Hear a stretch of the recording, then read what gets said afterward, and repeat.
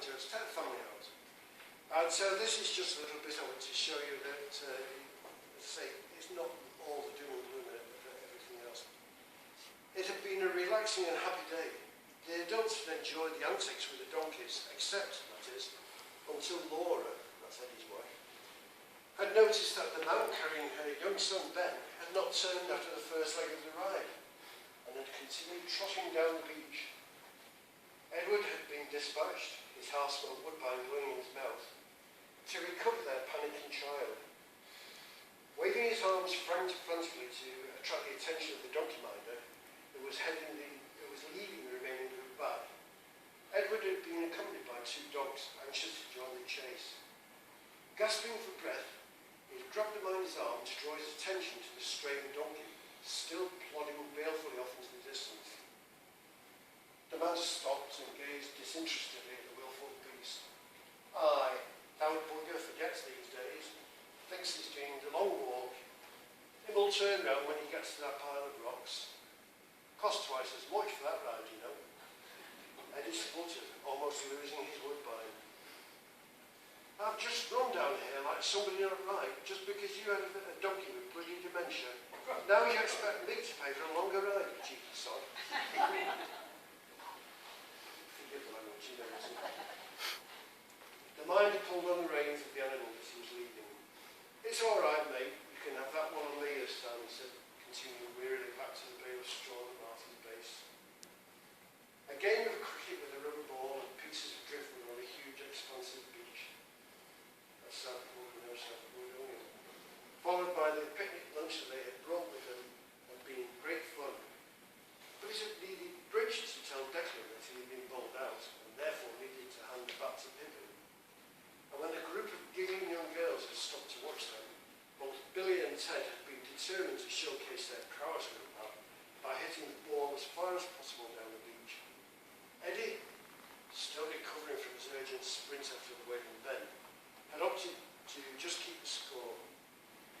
Pippin, when impressed by the premium displays of the young men, had told the lads to go and feel it themselves. In the afternoon, they had marvelled at the goods of the arcaded shop windows in Myrtle Street before treating the children to an ice cold Vimto.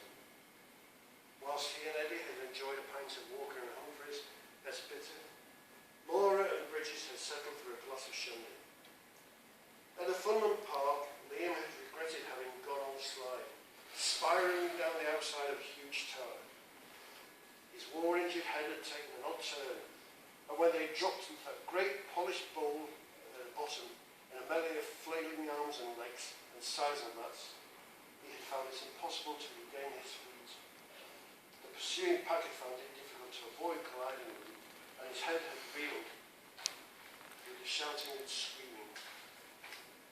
Eddie had seen his distress and stepped down to help. It's just a little bit, but I thought it was an interesting insight because so many of you have been to Southport and enjoyed those very facilities yourselves. It was a very popular area to go, and so I thought it would be quite interesting. But you have to understand that the background of it is that Liam has a head wound that he still suffers with, and suffers when he bends down or anything else, which is why his head was reeling. I'm sure you'll find the book interesting. There's all sorts of aspects to it. We've got a new character called Callum, and Callum is the nephew of Liam, but Callum is much younger, and his love life does cause some problems, and his attraction towards certain ladies does cause some problems because of the social differences that existed at the time. They still exist to some extent, but not to the same. I mean, you remember, don't you, that the people on the Hive, the people in Oslo, were a world apart. You know, it was a step up, wasn't it, to go.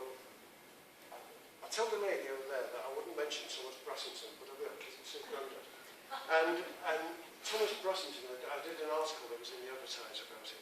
Thomas Brassington was a man who left school, and he had a job on the carts, and then he gradually worked his way up and became a painter and decorator.